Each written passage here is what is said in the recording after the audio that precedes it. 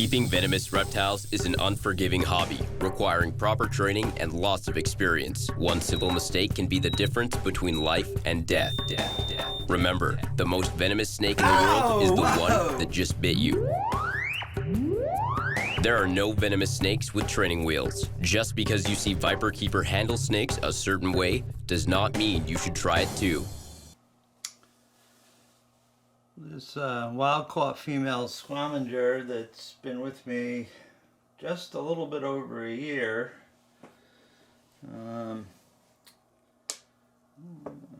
was doing reasonably well for a while. Got a fang sheath infection. I don't know how she did that. I gave her some antibiotic. That cleared that up. But the downside, when you have to give antibiotic, you never know what it's going to do to their internal organs, especially the kidneys and liver. And I've treated other animals in the past, and I've won the battle but lost the war. She's been off feed for a while now, and I just noticed that she had a partially stuck shed, so I am going to hook her. I let her soak for about a half an hour in warm water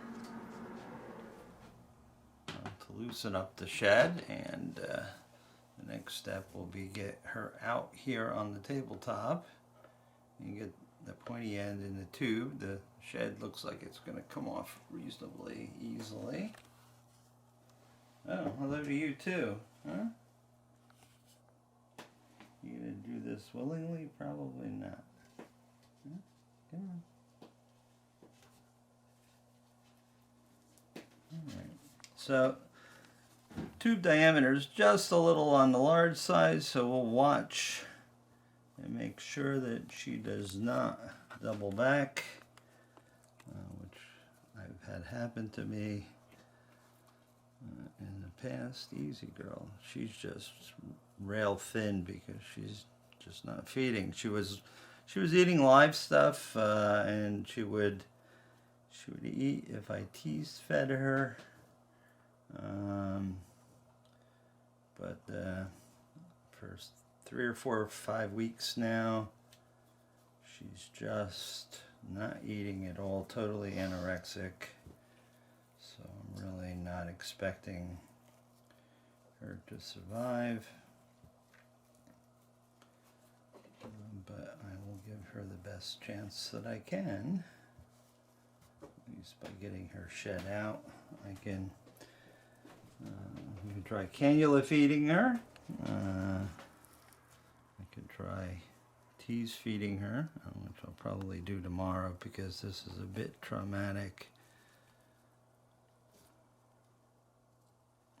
But it's winter time and it's a real struggle to keep the room and cage humidities high. And we're really not working with the animals very much. I was going to make a video, probably still will, just giving sort of a layer update at some point. It's just not safe with hospitals filled with COVID to go to the emergency room with a snake bite. I've been trying to get antivenin in for some animals that I don't have fresh antivenin or are new to the collection. I've been trying to get antivenin out of the Thai Red Cross for over a year now, and that's not looking like it's going to happen this year either. And that's mostly for, it's their new polyvalent for hemotoxic snakes. It covers Trymosaurus, Protobothrops, Deboia russeli, Malayan pit vipers, which I currently don't have in the collection, and probably cross-neutralizes several other species that I'm not even mentioning and currently don't have. I'm trying not to get that tail to rip off prematurely. And there we go. Okay, so she's safe in her tube. Once she's out, I really wet down her cage. I'll leave it so the humidity is high. I will fill her water dish. She was in the cage above, but she didn't seem to like that. Snakes just don't like change, and sometimes they really don't do well once you move them. So we will just carefully put her back in there and close the cage and let her recover from this. Fortunately, she got her head cleaned by herself, and that didn't require anything out of the pitting the head and getting everything off. The way I do it is I put them in a box with some sort of lukewarm water, not cold water, so I don't thermally shock them too much. Approximately the cage temperature.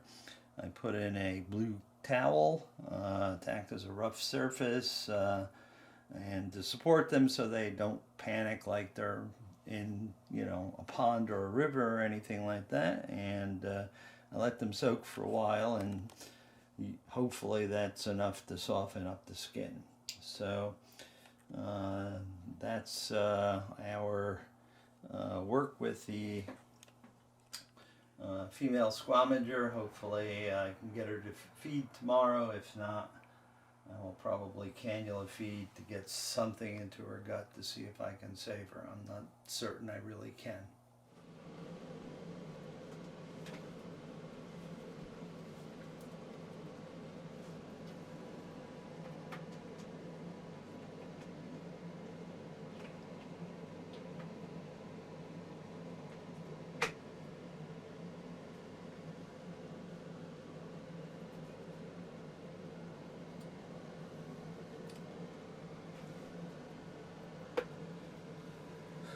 Well, here's one of our male Russell's vipers. He is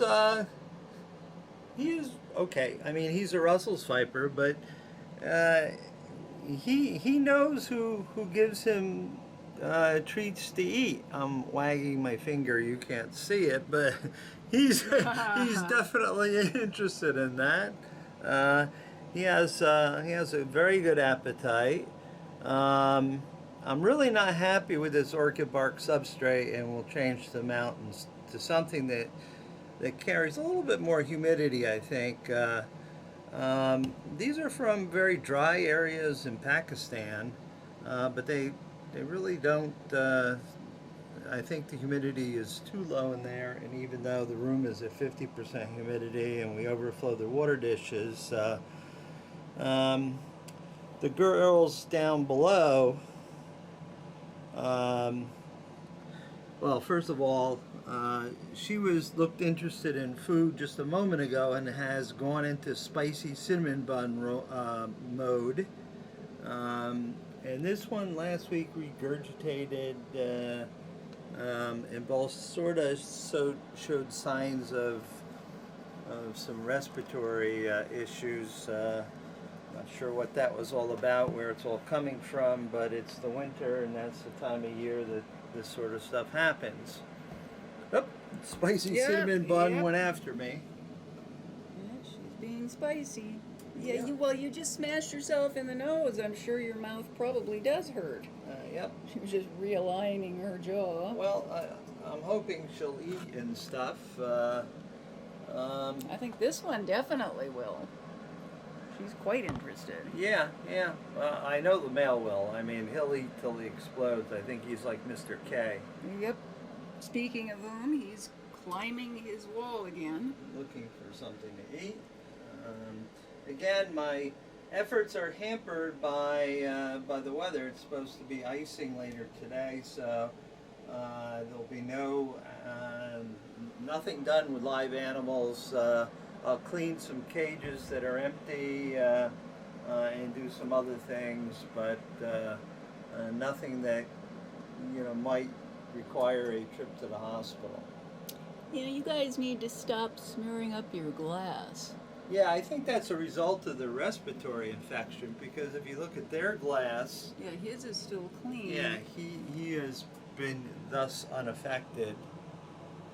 He also likes to hide on the upper lip of the cage, yes. which makes it very exciting. When you don't see him, is he in the log? And you look, and you see this little schnoz peering over the edge of the upper glass. It can be quite disturbing. So you have to really locate these guys before you open that cage door, and always use a hook. Oh, yeah. So, all right, let's continue on with our next task.